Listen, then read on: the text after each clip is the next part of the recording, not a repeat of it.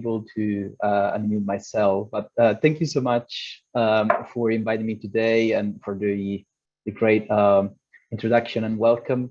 Today I'm going to talk about a project that I really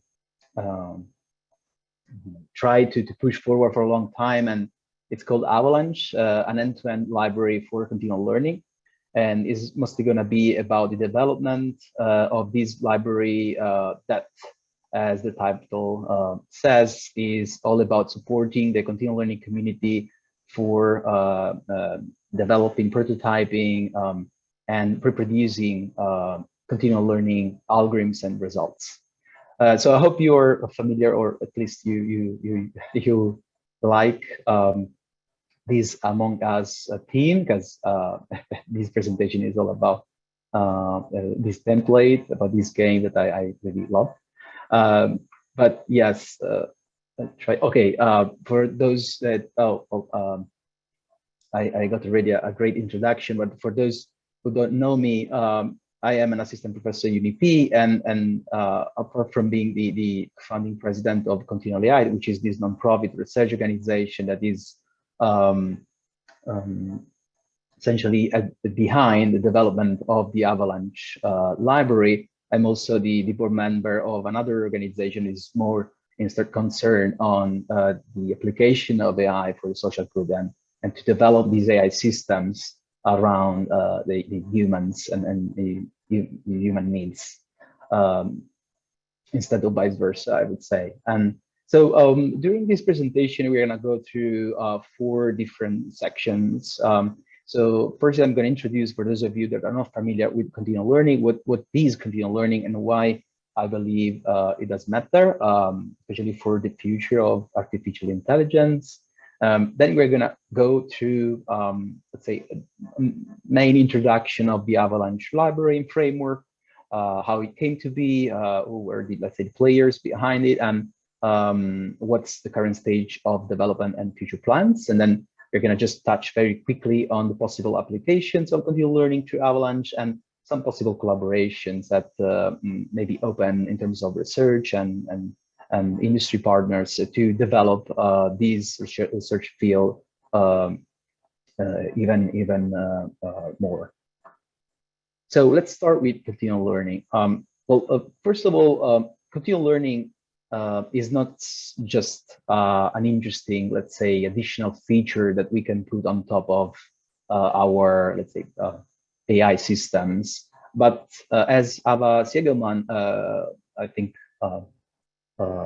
put very well in this quote, is a ground-changing, a paradigm-changing approach to machine learning that undermines, I would say, the main assumptions of statistical machine learning, and so opens the path to new ways of thinking AI and learning machines that are more not only effective in what they do, but they are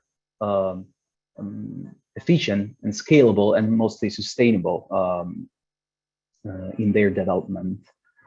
So she says that we are not looking for incremental improvements in state-of-the-art AI neural networks, but rather paradigm-changing approaches to machine learning that will enable systems to continuously improve based on experience. And Hava is also, I think, program coordinator of this lifelong learning program that was being developed by DARPA, and I think that Risha is one of the partners of this project. So you can, of course, contact her and the people involved in this project. I think they're doing tremendous work in this area. And Hava is somehow putting, say, this vision behind it. And so I'm very happy to talk here about this and also to share this vision about continual learning. Is much more breaking. I think that some people are considering. And so basically, I mean, it can be seen this way, even though there are more, I guess, definitions and way of seeing this learning paradigm. But at the core, what we would like to do is to build a model of the external world, of our task, incrementally over time. So we don't assume to have access to all the data in advance, and to be able to cover this entire space of possibilities from the start. But we build on this idea of exploring our space of possibilities over time, and building an understanding of this space incrementally as we encounter new situations, new circumstances we are not able to solve or to model. And so more practically speaking, as we're learning, for example, a mapping function from the X1 to the Y1 distribution, for example, our neural network, then as we encounter another couple of distributions, new data points along these distributions, X2 and Y2, what we would like to do, instead of just collecting all the data we've seen before and these new data that are coming, and retraining a system from scratch with all these accumulated data, what we would like to do is to update our same prediction model of f of theta in this case to handle both distributions, a couple of distributions, without accessing the data belonging to the X1 and the Y1 distribution. So essentially, we are updating our understanding of the external world in an efficient and scalable way, which is constant in terms of the resources we give to our system in terms of memory and computation resources, because we need to process only the imminent, let's say the current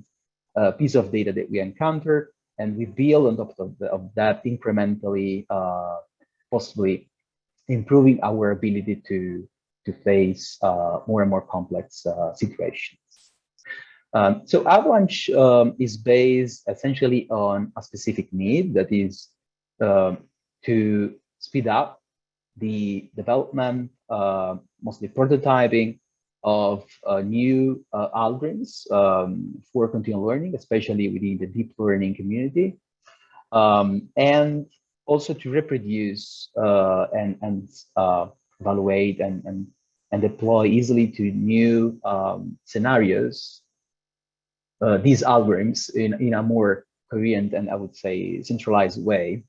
Because, I guess many of you are researchers working in AI, and it's quite difficult to find ourselves in a situation where we want to build on someone else's solutions, but it takes a lot of time, because we have to be able to firstly reproduce their results. So we need to bring their code and algorithms and to this new, maybe slightly different or completely different context on which we want to operate, and we need to make them work as well in this area. So it's very challenging to start from an existing solution, even though the code is there maybe, and to bring it to our own desired setting, and it takes a lot of time, and it's often even impossible to reproduce someone else's results. And so Avalanche is based on this idea to start collaborating more, especially within the continual learning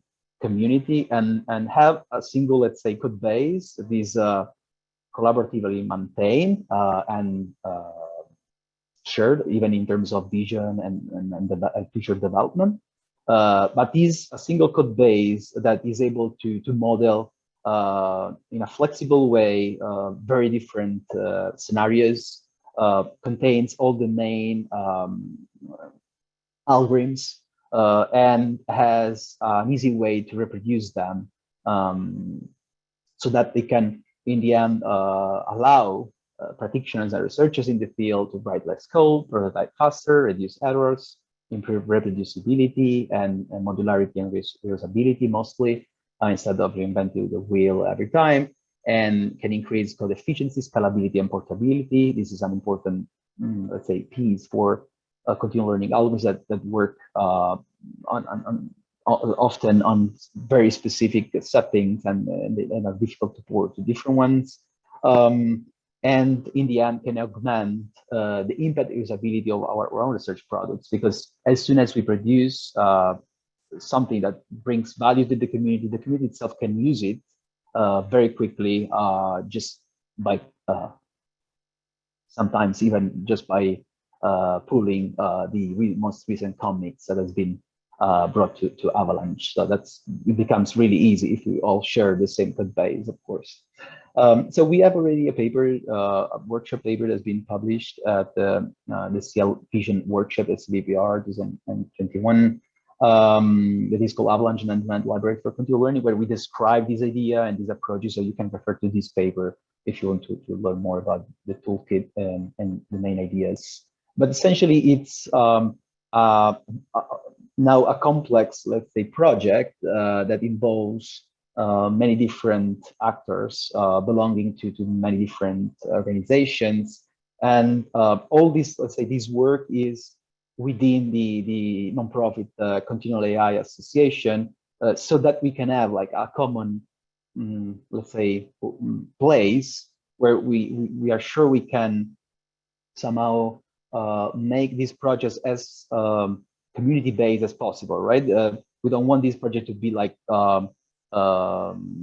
kept, let's say, in terms of rights, in terms of ability to shape its future, everything just within the hands of one partner, but we want to have it and make it belonging to just the nonprofit organization that is an Italian association that follows strict, let's say, democratic rules. And so I think this is like a unicum in our field, but I guess almost even in open source. So this idea that the rights this project, they are not only very light. I mean, the copyright for this project is visible for also commercial products and services, but the copyright itself is held by Continual AI, which is a nonprofit, democratic nonprofit organization, and this allows to produce a thing, to have a project that has continuity in its DNA, because as one of the, for example, main maintainers decide to move on and do something else, the project itself is still live. It is maintained by the community itself. So we have now more than 40 contributors around the world, and the project is starting to get some traction. So I hope you will consider using it for your own future projects in this area. I don't want to spend more time on these aspects now. There's a lot of additional details that you can discover yourself in the official website. But yes, maybe what is worth considering is the designing principle of Avalanche that are, I guess, more relevant and follow strictly what we know it's important in any open source software, I guess, not only in continual learning.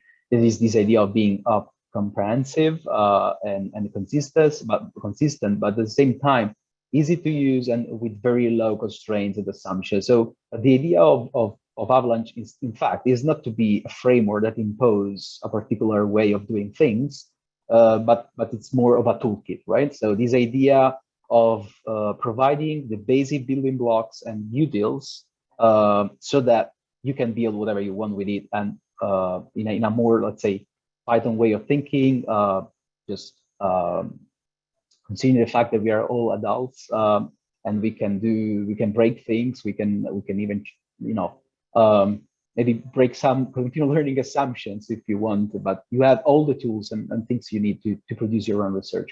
I think this is very, very important, because this way you can let researchers really explore things that are not planned in advance by someone else, right?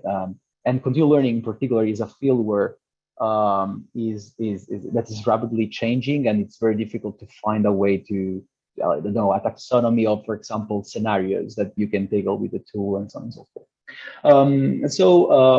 This is Avalanche is mostly based on this idea: low constraints assumption and modularity independence. So you can use a piece of Avalanche and forget about the rest, for example, and you can build with different pieces of Avalanche something great, depending on how much you want to delve into the code of itself and you want to use Avalanche. So, for example, we will see about this, but Avalanche, among other things, provides a way to load data in a great way, and you know, in an easy way, instead of writing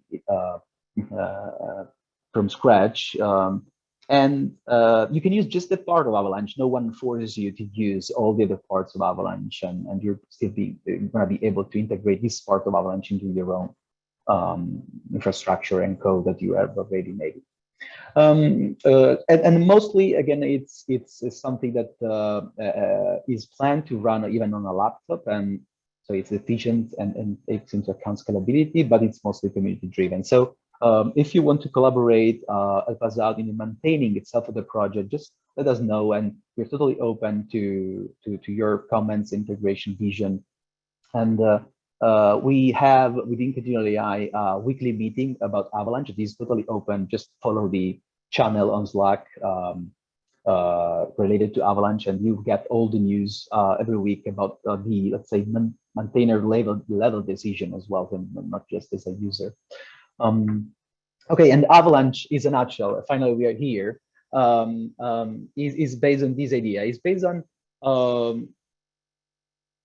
5 different modules: benchmarks, training, models, evaluation, and logging. So the benchmarks module is in charge of handling essentially the data, creating this flow of data, this stream of data that you can use to learn continually or to simulate, right?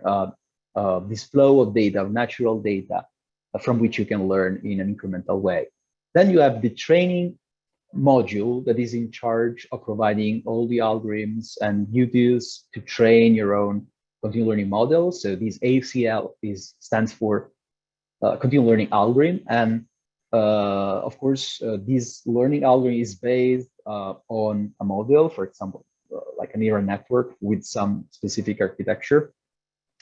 Pre-train, not pre-train, we have a model zoo for that, but essentially through this module, you can instantiate like I don't know, a specific algorithm that is already present there, and you can process this stream of data accordingly. And then the evaluation module provides all the metrics and evaluation protocols so that you can easily attach a simple Python object to your, we'll see how to do this, to your continual learning algorithms, and automatically you can get all the metrics and useful metadata of learning already available for you without implementing anything.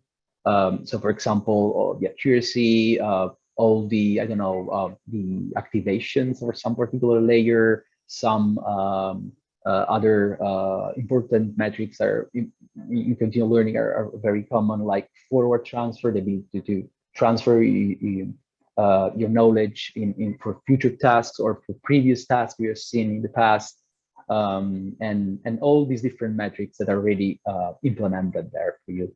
And then there is this additional final module that is about logging. So most of the time, we spend a lot of time to try to get these metric results and to display them on TensorBoard, or to save them, and so that we can later process them for creating a plot for our papers, or we just want to see them in a text file in our console to see our algorithm is proceeding, right? Like babysitting our experiments.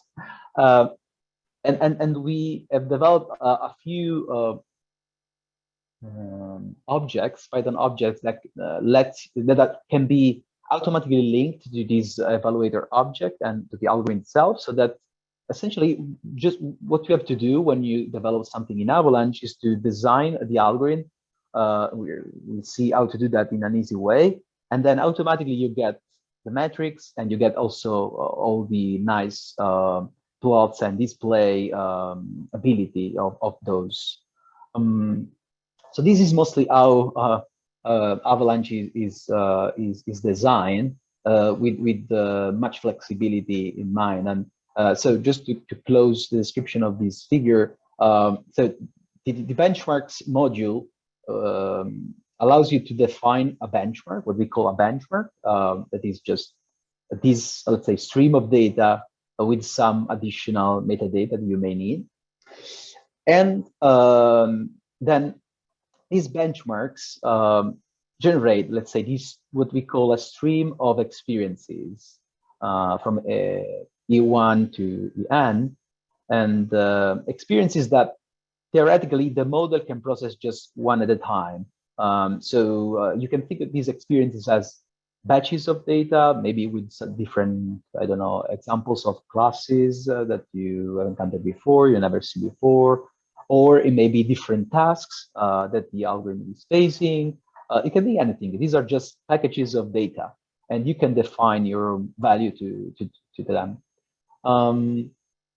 And so the only important thing to consider is that we have essentially this stream produced and divided into packages of data that the algorithm itself can process all together. So when the algorithm has access to this package, you can process the data belonging to this package all at once for multiple times, depending on how the algorithm is designed.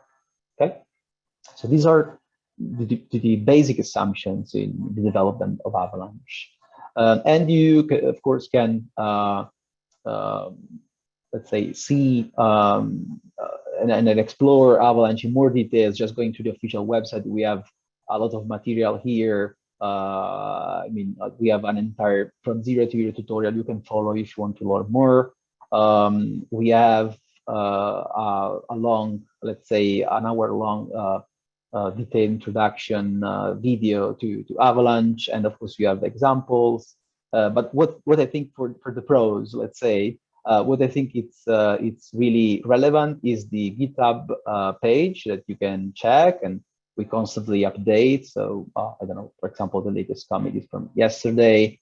With all the code that you can directly explore, and another important feature is the API doc. So, I mean, as a normal software package, you're able to check the different function and look at the documentation without delving directly into the code. Okay.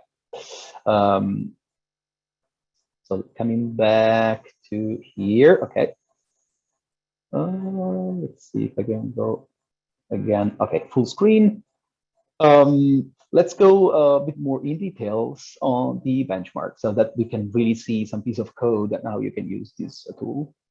So the benchmarks model, again, is designed with this idea of being standalone and independent for the other models. So you can use just the benchmarks module if you just want to use these features that are related to the data loading. So I don't know, for example, if you want to use CIFAR 100 for your experiments, you don't need to manually download the data, look at the format, design like a very stupid and maybe inefficient function to load these data and convert it in your own format. See how these data are managed and processed in that particular experiment, and implement that, and then well, you get the idea. But you can just use this benchmark module that already provides out-of-the-box functionalities to directly use, especially commonplace benchmarks in continual learning. They are all there available for you. And we also guarantee a lot of flexibility. So this idea that we don't offer just the benchmarks as they have been used in previous papers. We also provide some high-level functionalities that are, well, lower-level functionalities that allows you to define your own stream of experiences, as we mentioned before.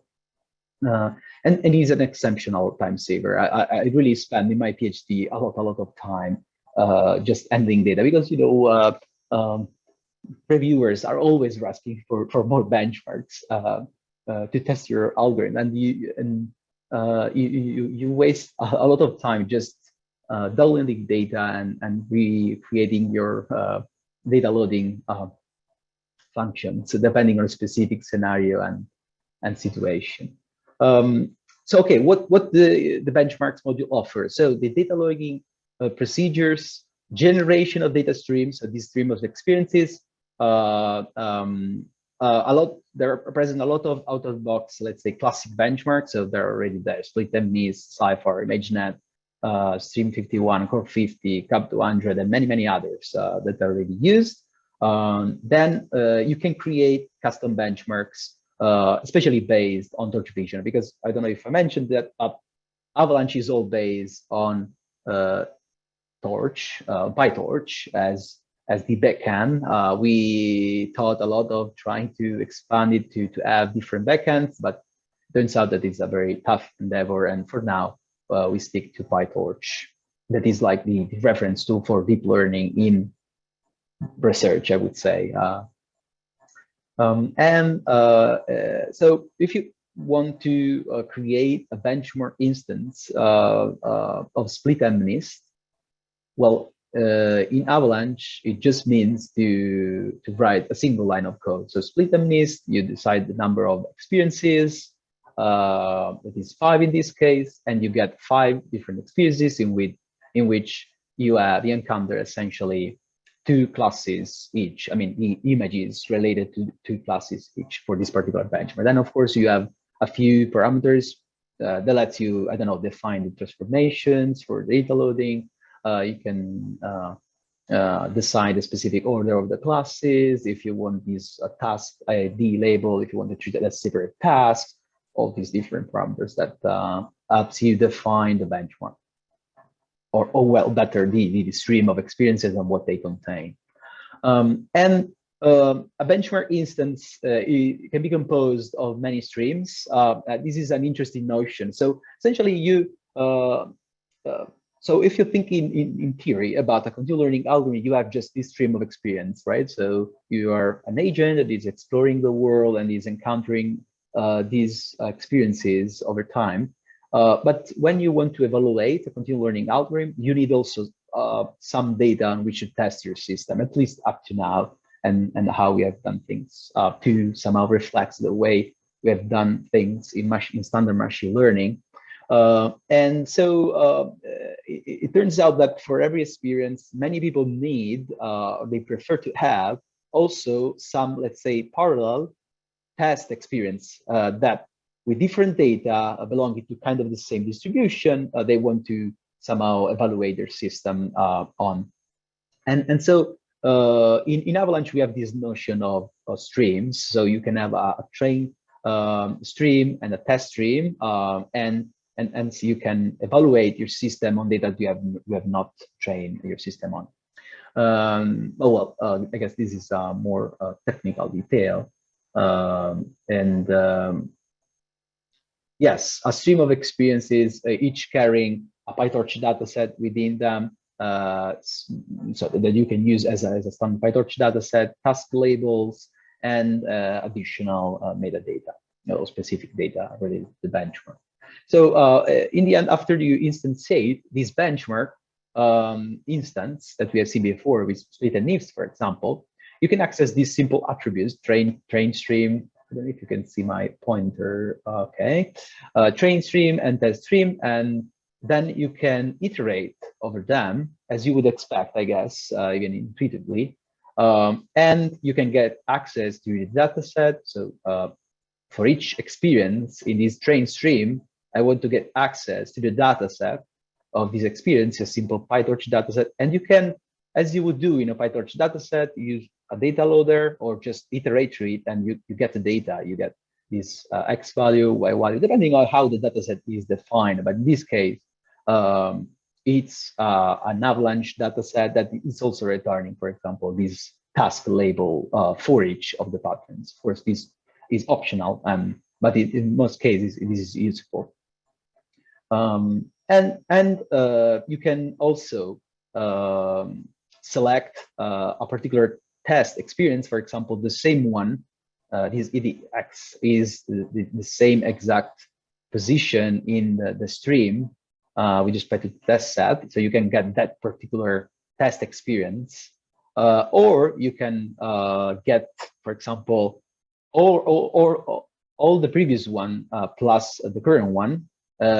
For example, if you want to test your model on all the previous tasks, other than just the current one. But this is just a way to show you the power and flexibility of Avalanche for training on a stream of experiences, processing data, and being able to test on parallel streams of the same benchmark.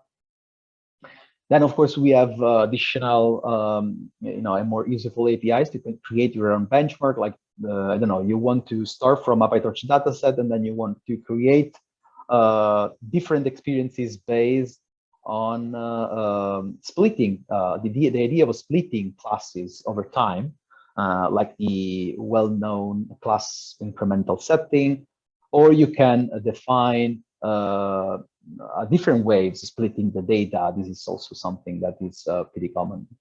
And we support even lower level APIs where you can just have like a few PyTorch tensors, and you can say, okay, I want these tensors to be an experience in my stream. That's totally possible. You can define the sequence of experiences as a list of file lists, as we used to do with Café.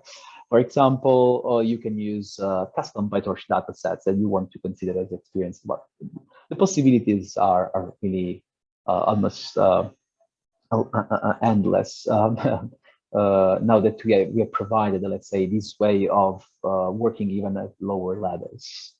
I think we don't have really time to go more in details with respect to the benchmarks module, because I wanted to show some interesting features about the other modules, but I guess this is also the easiest, let's say, module to study and to use in isolation. So I will explore it if you want in the documentation. And please also notice that there may be something that is not really up to date in the documentation, as we are just a few people maintaining it at the moment. Sorry about that. Okay, then I guess we can skip this, and we can look directly in the training modules. And for the training, I think this is something that it's really, I would say, cutting edge because and complex, because we are trying to design this module in a way that is as much modular and reusable as possible. So we're not just providing an handful of classes that define a specific algorithm in continual learning and is able to produce to learn on a stream of experiences that we have seen before. We would like to do something more, and the idea is that many strategies they work somehow using the same ideas, or some parts, some functions that are the same, and they work on variation. So based on this idea, there's a lot to do from a software engineering perspective, right? We can optimize this, and we can work in a more effective way to not rewrite the same code all over again.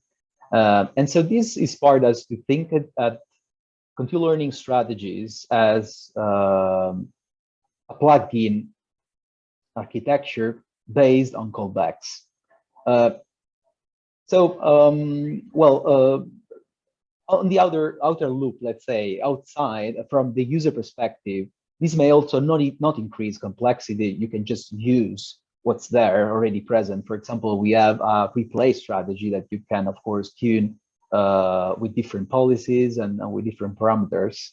And you can simply use with these like 4 lines of code, right? You define your benchmark, then you define your strategies that are instantiating this strategy object. Then for each training experience, like this experience that we have seen before, iterating my benchmark, this scenario in the train stream, then I can just use this main function train for, let's say, training using that particular strategy on this experience, train X. And I can do this in a loop, like going over one at a time the different experiences in my stream. And then I can also decide to evaluate using these other important main function eval on everything. I can eval on the test stream. I can eval on some specific experience. I can eval on the train. I can do everything I want here. This remains, let's say, very easy to do even from people that are not really into designing new algorithms, that they want to just use them from some application, some particular streams of experiences.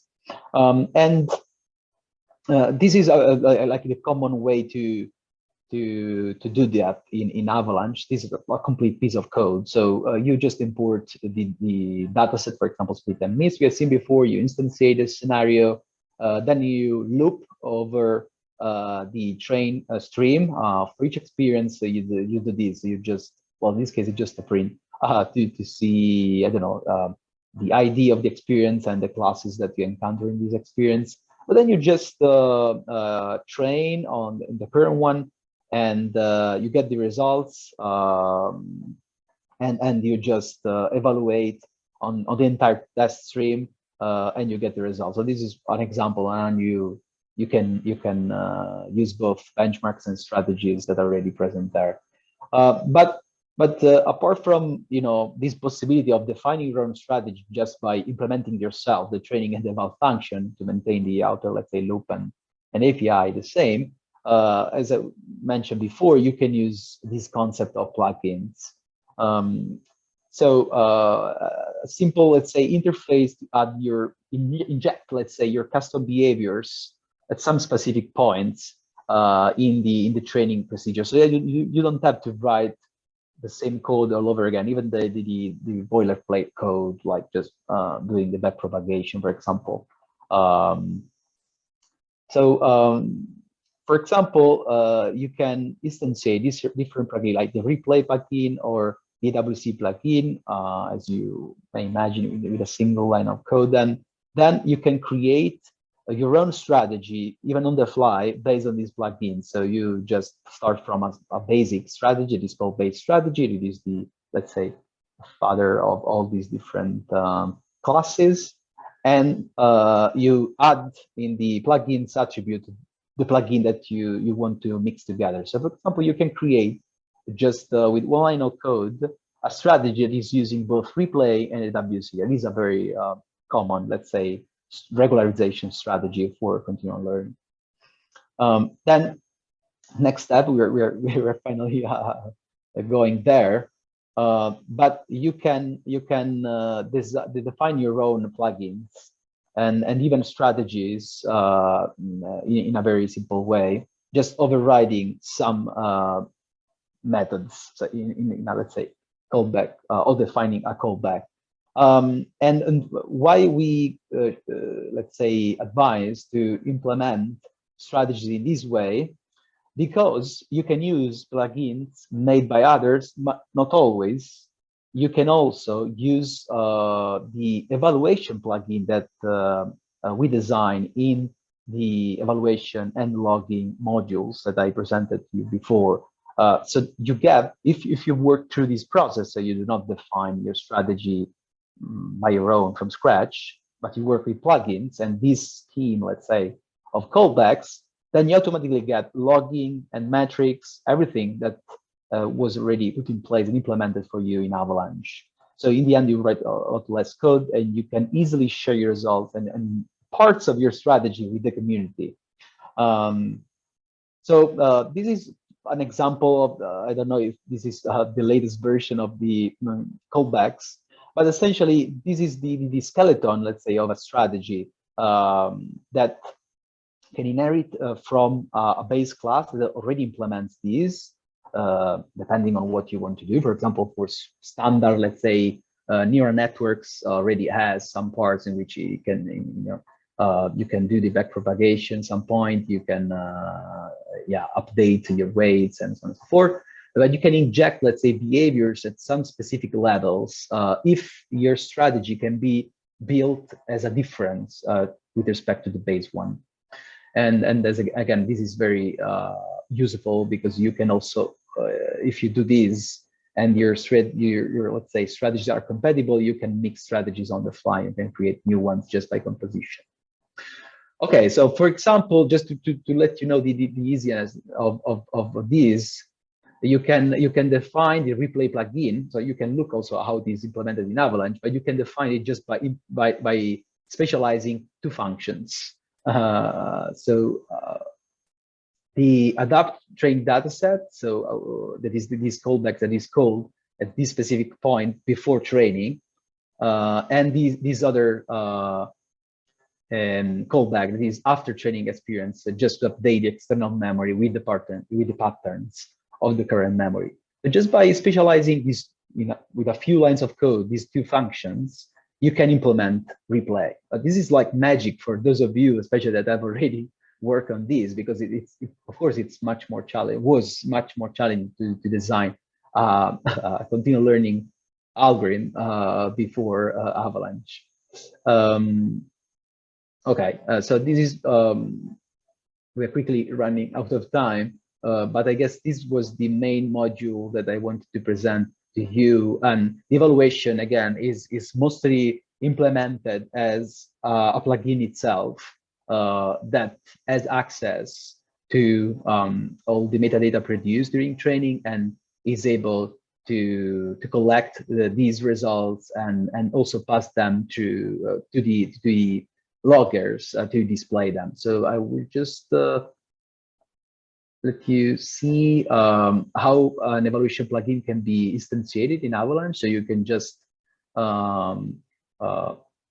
use this class evaluation plugin and pass to this class all the different metrics that you want to use already implemented for you. Of course, you can extend them, you can implement your own metrics, and also pass to the loggers attribute the different loggers you want to have, for example, TensorBoard or text logger, and everything is going to work like magic automatically for you if you use that particular way of implementing your strategy as different callbacks and through plugins. And then, of course, you also have the ability to get at any point in time the, let's say, metric results dictionary that you can inspect and use as you wish in Python. Okay, so let's skip these and just do you want to talk about a few applications? Exactly, perfect. Thank you. Yeah, exactly. I wanted to reach this point because I think that so after we have seen all of these, you can use Avalanche to tackle a few interesting applications I think would mostly benefit from continual learning advances. So this is something very interesting because we often debate over these in panels and inner discussions among researchers. And if we think that continual learning is ready to tackle real world problems and use cases, applications, and I think this is the case also for the current state of development, not only for the future. And I think that continual learning may be helpful mostly in these three different areas. So first of all, in embedded systems and robotics, where continual learning can improve the privacy, efficiency of our solutions. So first of all, you don't need to save all the data. You can just process them and throw them away. So that's totally private, I would say. Then you don't need to send them actually to the remote cloud infrastructure because you process them on the fly on your device. So that's the whole idea of continual learning being light and constant in terms of resources deployed to the system. And so it's very efficient and allows for fast adaptation. So even if you don't have an internet connection and you have these low-ended devices, you can allow for fast adaptation. Also because the technique itself is not based on this accumulate data and retrain every time, but it quickly adapts to the new situation, even if the frequency of the updates is very, very high, right? Because, so for example, if you want to really adapt by learning on a frequency of minutes, you cannot think of training an entire model, right? For example, a computer vision model from scratch in the cloud and then having that redeployed in a matter of minutes. So that's why I think it may be particularly interesting for robotics applications and embedded systems that needs to quickly adapt to the surrounding ever-changing environments. Then another important area of application is what I call the AutoML, a continuous integration system. So all these, I guess you have heard of them, these MLOps, machine learning and AI operation systems that are now becoming more and more important for developing real world, let's say, application and services leveraging machine learning, can because they are based on this idea of, at the moment, just what I mentioned before, collecting the data and retraining the whole system from scratch to maximize performance. But this is not going to be sustainable for application and services that are based on a lot of data. And we have seen like people at Tesla or Google talking about their services and the need to update models in a more effective way to be more sustainable. And this is something that I guess it's totally understandable if you consider the quantity of data on which these systems are trained on. And then there's this final piece of, let's say, branch of applications that they call bias removal. That is based on this vision. So considering continual learning as the agile, let's say, of software development, because nowadays we still consider in AI the possibility of finding, let's say, a perfect solution to a particular problem. We still consider that to be the case. But as we move on and we tackle more and more complex problems, I think it becomes rather natural to think that it's impossible to have a complete and perfect solution that is able to solve that problem. But we are rather moving towards this idea of the need of constantly patching our system, as we do in software development, right? It's like only crazy people will tell you that, companies will tell you that we provide to you a solution that is perfect, you can use it for the rest of your life. The problem is maintenance, right? Is this idea of with the changing requirements, being able to adapt your software and as quickly as possible. And the same happens, will happen, I guess, in machine learning, where you just forget about this idea of having a perfect model, but you just allow yourself to quickly patch your system. So we're going towards this idea of narrow patches. And continual learning is the technique to do that, I think. So it's going to be much more commonplace in the near future. And we're already seeing this need, right? This idea that you want to fix a vulnerability in your particular prediction model, you want to fix it in terms of fairness, and you want to do it without retraining the whole system from scratch. But just to close the talk, this is an example of a continual learning algorithms running directly on a smartphone device and without an internet connection, without the use of a cloud infrastructure, and being able to learn on that device on a simple, let's say, average, let's say, Android phone, by learning new classes and as well improving the recognition capability of some specific classes. Just to show to you guys that it is indeed possible today with standard techniques to have these kind of applications in place.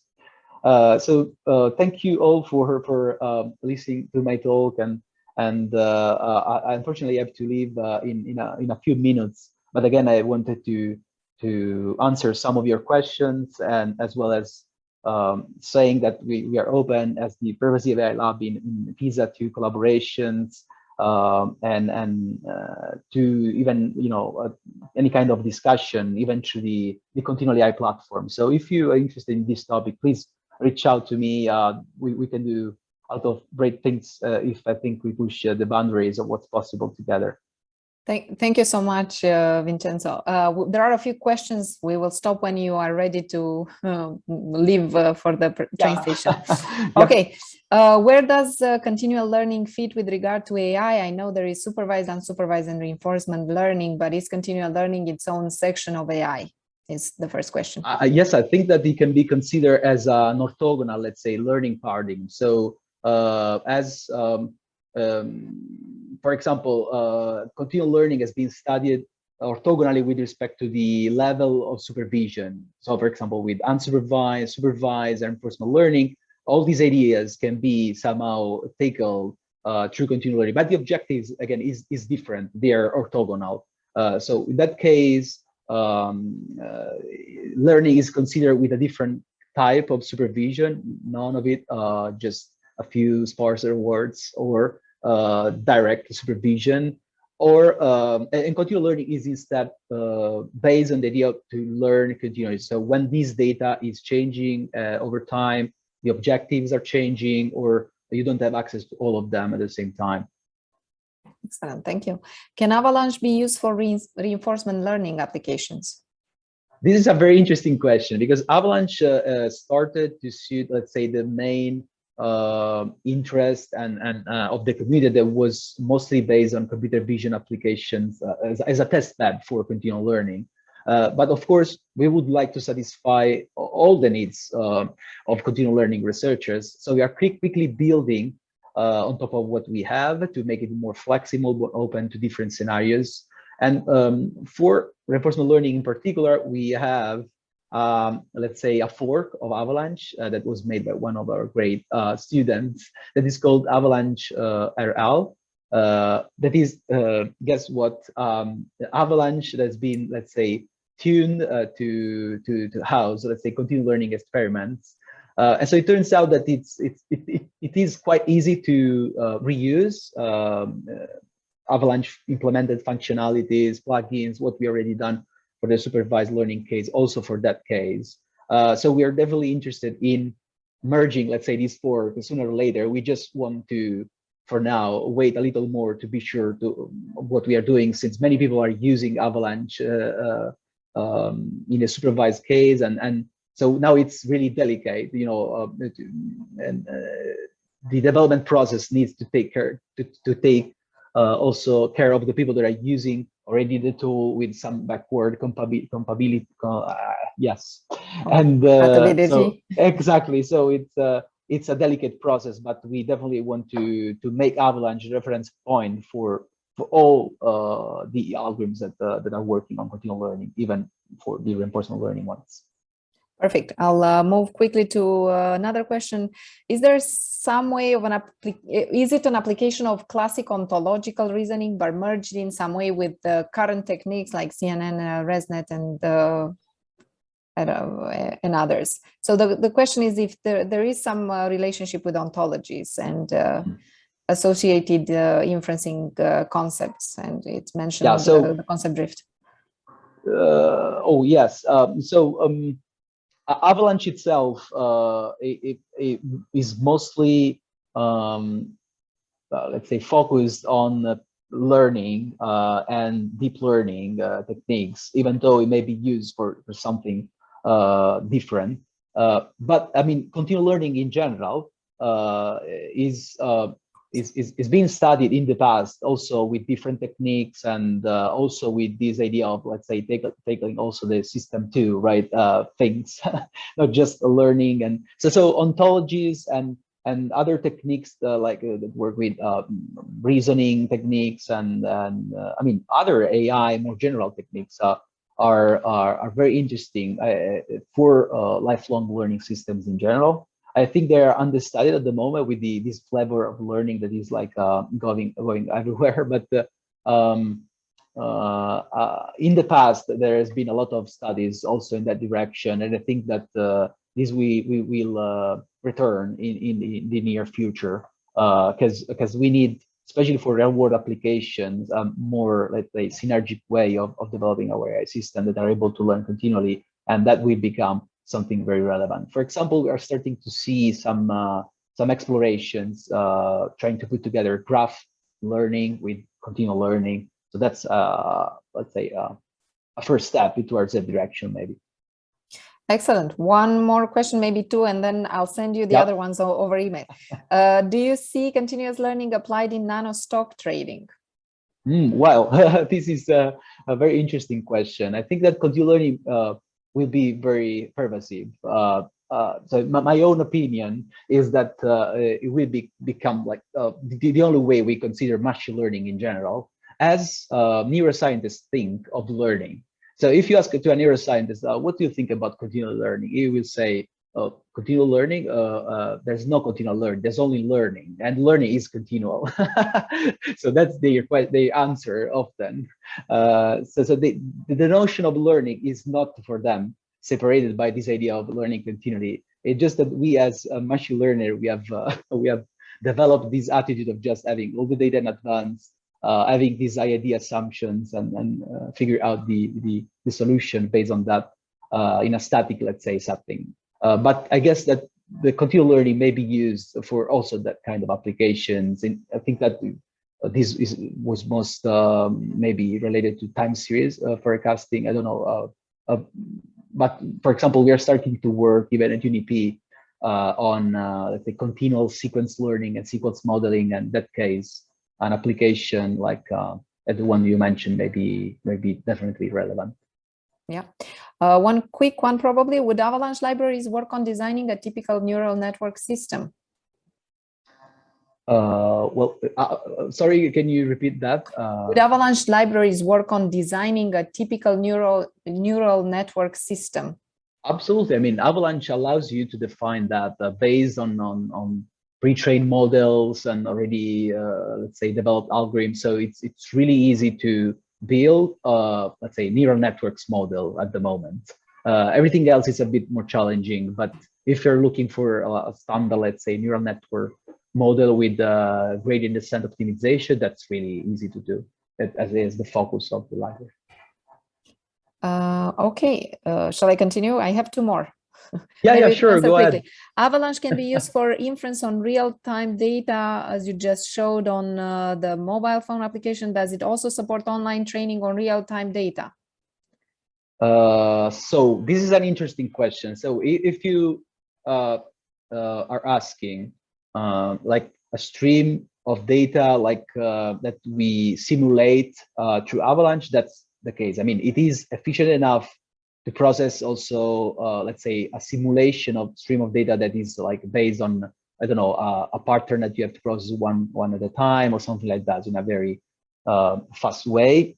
If you're saying using Avalanche for, let's say, a real stream of data, that's a bit more challenging because essentially Avalanche was built on the idea of supporting researchers mostly. Then we are starting to consider how we can let it use for as a prototype for real world applications. So like after deployment, right?